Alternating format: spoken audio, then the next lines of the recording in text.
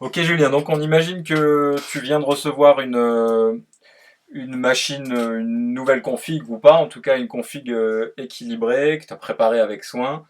Donc on va pas parler de la partie matérielle, on va considérer qu'elle est validée, opérationnelle, et on va vraiment s'attarder sur le réglage des PID. Commençons par juste un tout petit peu de partie logicielle. Tu voles sous quoi, avec quoi? Quelle machine, quelle version de Betaflight? Si c'est du Betaflight, dis-nous en plus.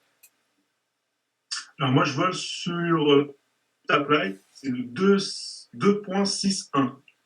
Donc je n'ai pas encore testé la 2.7 parce que j'ai pas eu le temps, il y a plein de courses. Et je vole sous une NAS Rev 5, très important, pas Ouais, Rev 6. d'accord, ok. Accro, Sur un QAP 210. ok. T'as volé avec ça au planet? Ouais, D'accord. ouais, ouais. T'as Ok. t'as senti une différence entre les versions précédentes de Betaflight et la dernière, la 2.6.1 que t'as flashé, la dernière que t'as flashé? Vraiment, au fur et à mesure des évolutions de Betaflight, justement, tu sens les évolutions, les développements logiciels qui ont été effectués? Oui, oui. Donc déjà, il y a sur 2.6.1, la NAS Rhino, elle a un processeur F1 qui est overclocké. Donc c'est la première version où on peut descendre le loop time à 250 sur cette carte-là. Mhm. Et le fait de descendre le loop time, on sent quand même une différence. On sent une grosse différence de 1000 à 500. Ça fait vraiment un gros, gros gap. Tout va plus vite, il y a moins de latence, ça réagit plus vite, ça s'arrête plus vite. En descendant de 500 à 250, on sent un petit quelque chose, Oui, mais c'est moins flagrant. oui. Et là, j'attends une Motolab pour tester à 125, en fait. D'accord. Dès que je l'ai, mais je pense que je vais ressentir quasiment rien, en fait. Tu sens Mais quoi, c'est juste pour tester, j'aime. tu sens une meilleure fluidité? T'arrives à expliquer un peu ce qu'on ressent entre. Tu parlais d'un loop time à 1000 ou à 1002 qui étaient les réglages par défaut sur les anciennes versions de Betaflight. En descendant à 500, t'as réellement senti quelque chose de plus smooth, de plus fluide. C'est comme ça que ça se traduisait en sensation de vol? Alors, c'est difficile à expliquer, mais on sent que tous les ordres qu'on donne, ils arrivent plus vite, en fait. D'accord. Et que quand on relâche le manche sur un flip ou un tonneau, ça s'arrête immédiatement. Avant, ça s'arrêtait pas tout de suite, quoi, au même D'accord. endroit. Ok, ouais, une certaine C'est inertie. Ok.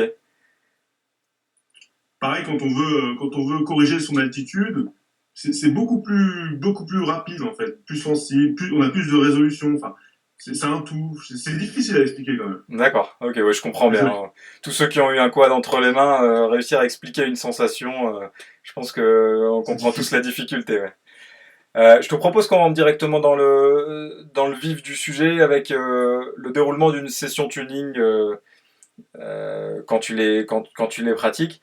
Donc on imagine dans le scénario que tu viens de flasher avec succès ton contrôleur de vol, donc ta NAS.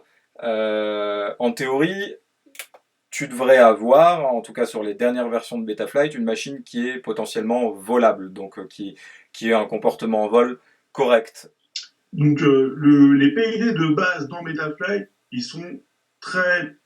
Je suis très près de cela en fait. D'accord. Le quad va voler très bien en sortie de PID.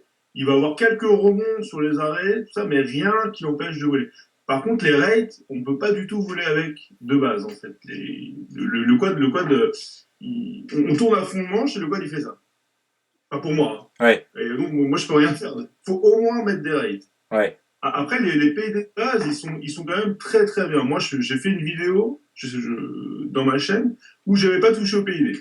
Et en fait, quand on fait un flip, le quad, il s'arrête au milieu comme ça, quand on lâche le manche, et après, il se balance comme ouais, ça, d'accord. légèrement, à chaque fois. Ou alors, il n'y a pas assez de P, et donc le quad, il n'est pas assez verrouillé, mais c'est très subtil. De base, on peut faire beaucoup de choses avec. D'accord. Donc toi, un réglage de base Betaflight te semble déjà très correct à partir du moment où on modifie les rates à sa sauce, quoi, par rapport à l'utilisation ou au type de vol qu'on veut faire. Ouais, D'accord. ouais c'est le gros plus de Betaflight, c'est d'avoir mis des PID par défaut volables par rapport à CleanFlight ou BaseFlight. D'accord. Si tu fais tes réglages de tuning de pitch, tu les fais à vue ou en immersion, toi, quand tu essaies d'optimiser le tout? Je fais tout en immersion. Je fais, à vue, j'essaie juste de voir si le quad il vole, en fait, c'est tout. D'accord. Et Une fois qu'il a été testé, tout ça. en immersion, tu rapatries ta vidéo 1 HD de ta GoPro ou autre, ou alors c'est directement à travers tes lunettes, tu te rends compte que tu as certaines sensations, tu as le quad qui chute, qui tombe du nez, qui maintient pas ses axes. Tu fais vraiment un débrief précis de tes vidéos en HD, ou alors tu fais du direct, tu te poses et tu branches. Non, non, je fais tout en direct. Genre, on pourrait utiliser Blackbox avec une vidéo HD, mais moi, je le fais pas, j'ai pas le temps, puis j'aime pas. D'accord. Moi, je vole, soit je finis la batterie, ou soit je me pose directement, je branche au PC, ainsi de suite pendant 20 lipo. D'accord. Puis après, ça commence à être correct. Ah, tu fais quand même justement, ça va être une question que je te pose. Combien de temps ça te prend de tuner une machine correctement? Alors en moyenne, et tu dis une vingtaine de lipos, ça te semble. Enfin, c'est des choses qui se sont déjà arrivées pour réussir à avoir une machine qui vole correctement. Oui, oui, si la machine de base, je sacrifie une journée pour ça, en fait. Où je fais 20 lipo, j'arrête pas de brancher sur le PC. Et là, la machine est quasiment réglée. Mais en fait, moi, je m'arrête jamais. Tous les jours, je touche quelque chose. Donc, D'accord. T'es ça jamais. s'arrête jamais. Ça veut dire que t'es jamais satisfait, ou tu cherches toujours à avoir un peu mieux, ou tu te dis que ta machine est capable de donner davantage? Comment ça se fait que tu t'arrêtes jamais? Parce qu'à un moment, on peut se dire, tu voles, t'es satisfait de ton comportement, et il y en a même qui vont rester sur des versions antérieures de Betaflight pour être sûr de ne pas dégrader le comportement qu'ils ont réussi à atteindre avec leur machine. C'est quand même particulier, en tout cas, dans la manière de faire, c'est spécifique à toi, j'allais dire. Ouais, mais moi, je suis un geek. C'est-à-dire que moi, dès qu'il y a une nouvelle version de Betaflight, moi, je la flash. D'accord. Et si ça vole bien, bah, je suis content. Et si ça vole pas, je reviens en arrière ou je retune mes pays. Ou dès qu'il y a une nouvelle version de BLD, bah, moi je la teste tout de suite. Par exemple, là je suis en multi-shot, ça sert pas à grand chose, mais bon, j'adore tester. Ah d'accord, ouais, non, c'est Et le geek du FPV, quoi. Comme tu disais, t'es un geek, quoi. ouais, voilà. Ah, Et mais on est. aussi, je change tout le temps d'avis. C'est-à-dire que aujourd'hui, je dis, ah, j'aime bien voler avec beaucoup de rate et beaucoup de verrouillage. Et demain, je dis, ah non, je préfère moins de rate et moins de verrouillage. Et puis après, je rechange encore d'avis. Je change tout le temps d'avis. D'accord, ok. Par exemple, sur le planète, t'as volé avec une machine, on était en race, tu volais avec des rates plutôt. Quel type de race? Plutôt bas, plutôt. Ou t'as toujours des rates élevés parce que t'as pris En l'habitude? fait, en fait, la machine, de base, je la règle pour faire du freestyle. C'est-à-dire avec beaucoup de rail, pas trop d'expo. D'accord. Et moi, je volais comme ça en race. J'essayais de voler comme ça en race. Mais maintenant, je me dis, je vais la régler pour freestyle. Et pour la race, je vais baisser les rates, mais dans ma radio, en fait. Juste pour la race. Comme ça, si je veux faire du freestyle, j'ai juste à changer mes dual rap dans la radio. D'accord, ok. Et c'est vrai que ça va mieux. Ça va beaucoup mieux avec moins de rate en race, quand même. Ça t'évite de rebrancher, donc tu as une machine réglée avec des rates assez hauts et que tu viens finalement débrayer ou brider grâce à ta radio sur une application spécifique comme la race, Ouais. quoi. Ok, ouais, c'est intéressant. Concrètement, pour parler vraiment en détail de la séance de pit tuning, donc à vue, tu vois si elle vole, tu viens de flasher avec des Betaflight 2.6, 2.7, tu vois si elle vole, ensuite tu mets tes lunettes, tu fais quelle figure, comment ça se passe, est-ce que tu as des mouvements particuliers qui te permettent de détecter un excès de P ou surtout un manque ou un excès de I, et après comment tu gères le D? D'accord. Donc moi, je vais toucher principalement au P et au D. Et le I, très peu. Je vois pas trop l'influence que ça a. Souvent, je le laisse par défaut. Mais je vois pas trop de différence. Et moi, je commence par baisser tout le yo. Donc le D'accord, yo, je l'annule complètement. d'accord. Et je baisse mes P et mes D, en fait. Et je vais augmenter un par un le P du roll après de l'autre, là. Je sais plus comment ça Du s'appelle. pitch, ouais, Du pitch, ouais. voilà.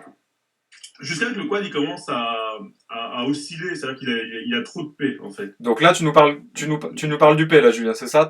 T'as annihilé Ouais, je le vous parle de yo, P. t'as annihilé quand tu dis En fait, je baisse tout, ton je yo, baisse tu le tout mets à en zéro. général, et je vais monter le P par exemple, du roll jusqu'à obtenir une oscillation sur tous les virages. Ouais, Ce qui veut dire que le P il est trop haut. ouais. Okay, et après, je vais le baisser. Je vais le baisser jusqu'à qu'il n'y ait plus de vibration. Parce que moi, j'aime bien avoir la machine bien verrouillée, donc je vais le mettre le plus haut possible quand même. Tu pousses le P au max. Voilà.